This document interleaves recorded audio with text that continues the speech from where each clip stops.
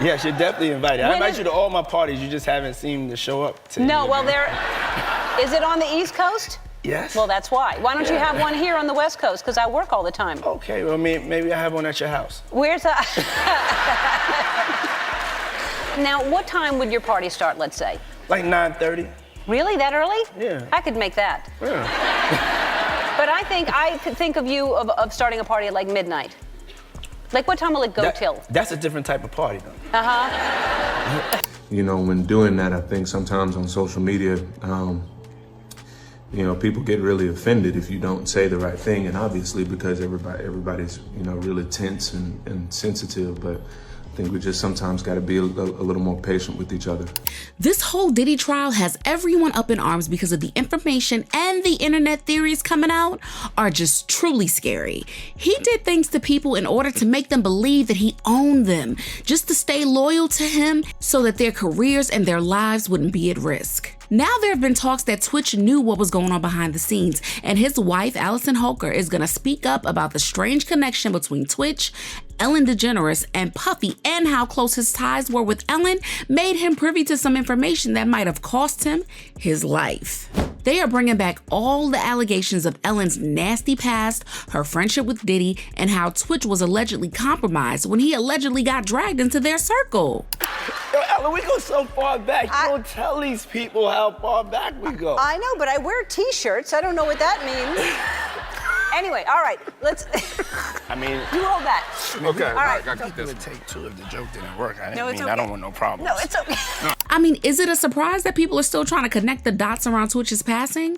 Y'all, who could have imagined that the same man who always had the biggest smile on his face with a positive attitude and word for everyone would go out like that? When he died, it was reported that his body was found at the Oak Tree Inn less than a mile away from his home in California. He had checked in on Monday, and according to the staff present, he came with a small bag and booked the room for just one night. Sources said that he took an Uber from his home, which was quite unlike him because he always went out with his car.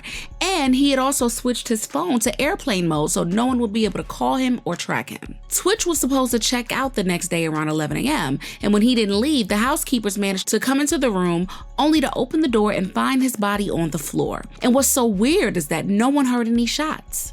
So it was surprising to the staff to walk in to see what had happened. As much as the news itself was just heartbreaking, people were saying that his death just didn't make any sense. He and his wife Allison had just celebrated 9 years of marriage, and they were even talking about having another child. People started looking everywhere for answers, and for anything that might have shown that Twitch was actually going through something. And the first person that they looked at was his wife Allison. Y'all, this was supposed to be the person closest to him, and she said that she had no clue about what he was dealing with and how his life came to an abrupt end the way it did. I still feel like I'm like the rest of the world where I'm still shocked. No one's ready for that moment, and there's no one that saw this coming. No one. And that also breaks my heart too, but I feel so sad that he was so there and we weren't in the knowing. He wanted to be the strong one for everyone, and I think that was a little scary for him to think that he might need to ask for help. You know, people say a lot of like, what were the signs? And, you know, he was so much love and light. He really wanted to be everyone's Superman, and he said that a lot. Child, I ain't gonna lie. A lot of people felt like Allison was really sketchy about the whole thing. First, she was saying she knew nothing, only to turn around and drop a book claiming that he had a drug addiction that she found out about when she found a number of drugs hidden away in his closet when she was cleaning it out before his funeral. I don't know about y'all, but revealing something like that about your dead husband just doesn't sit right with most people. I had dealt with an ex that had addiction problems, and then I realized Steven had addiction problems, and it's something that I kind of have been like, where was I involved in this? And I had to take some steps for myself to realize, like, you know, I was able to help one, and I wish I could have been that for the other. But it's also not my job to do that. Fans also noticed that a couple of the interviews she did seemed very emotionless. And she seemed like she was all too eager to air out his dirty laundry for some attention and some money. In fact, now people are looking a bit closer into Twitch's life. Folks are saying that it was Allison that forced Twitch into being an influencer and always posting videos about them being a perfect and happy family until it got to the point that he wanted out. But it wasn't just Allison that people have been pointing a finger at, because fans have taken it all the way back to his time on the Ellen DeGeneres show and the kind of relationship he had with her. Word on the street is that Twitch left behind a note talking about some of the challenges he faced in the past, and authorities believe that those hardships were the driving force behind his passing.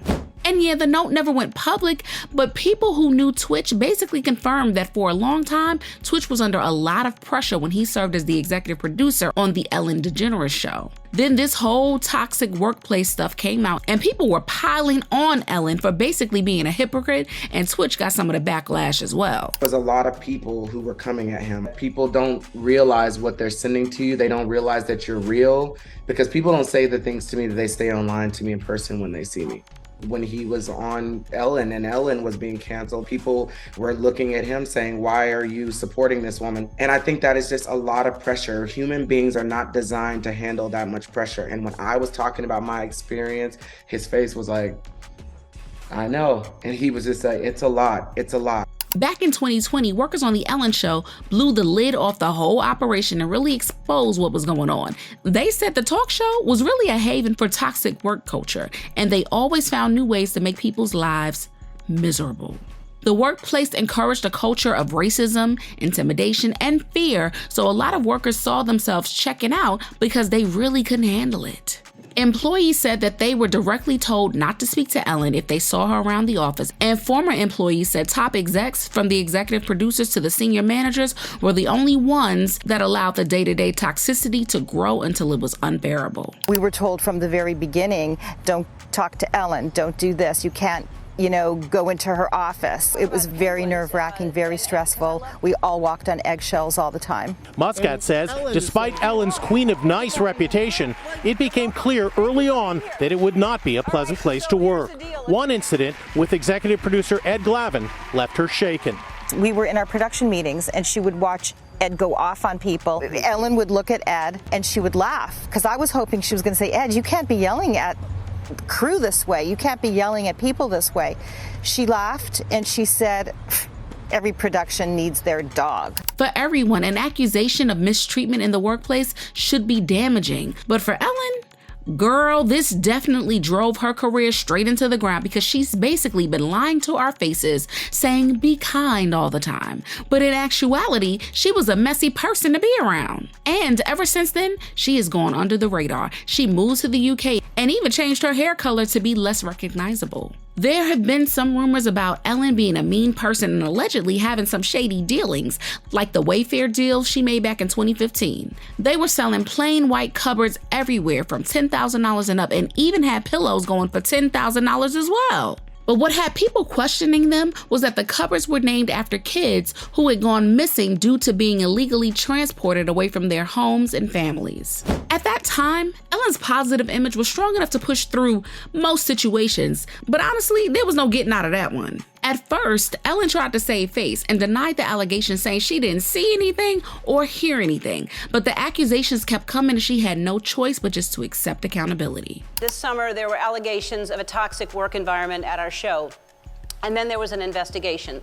I learned that things happened here that never should have happened.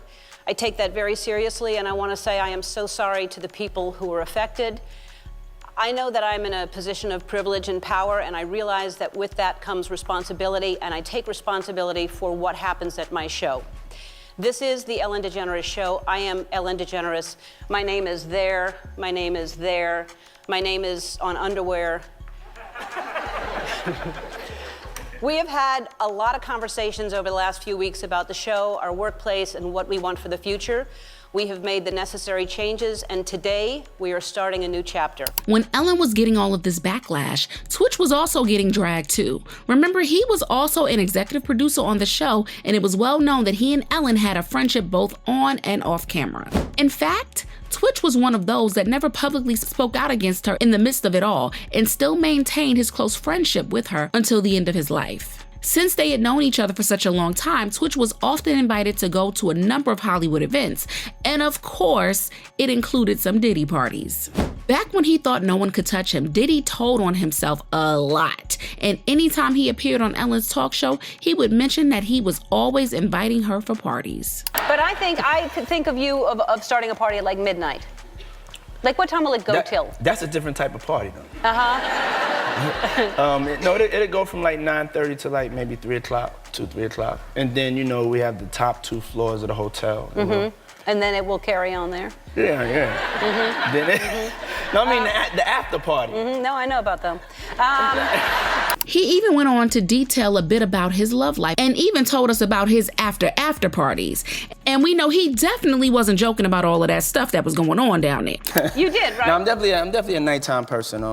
Like what time do you stay up till? I stay up till like maybe 6 in the morning. I'm back up at like 10:30, 11. 6 in the morning? What do you do every night till 6 in the morning? You don't go to clubs every night. No, I mean, I make love a lot. And,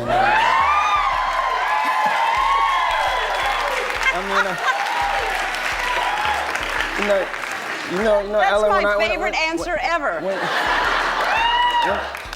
I told you when I came on the show I was going to be completely honest and expose myself to the world. Word on the street is that Ellen may have attended some of these parties that were much less publicized and may have had some stuff going on herself too. And since Twitch presumably went to these parties with her, he may have also heard some things that he shouldn't have heard. Now that Diddy has been accused of not only having freak-offs and also allegedly transporting people across state lines, people are bringing back Ellen's past Wayfair controversy into the picture so that now it seems possible that there could have been an element of truth to it after all. And people believe that Twitch might have known what was happening but kept quiet because he had a lot tied to her. But when the show ended and all these different allegations were coming out, people are speculating that Ellen and Diddy couldn't possibly take the chance of him talking about what he knew and had him taken off the table completely. Now again, these are only speculations and conspiracies at this point. They're awful to think about, I admit, but the internet certainly has a lot to say. I'm glad people are getting to the bottom of it. I feel like his wife knew something because her behavior is way too suspicious. This death never seemed right to me. From the beginning, I was suspicious, especially of the circumstances of his death, as well as what was going on with Ellen at the time. Has nobody noticed that Diddy was openly telling the public the truth and y'all just refused to believe what he said? He was purposefully out in the open because he knew all of Hollywood does what he does. But what do y'all think about this? Share your thoughts in the comments and make sure you hit that like and subscribe button if you enjoyed this video. And I'll see you in the next one. Bye, baddies.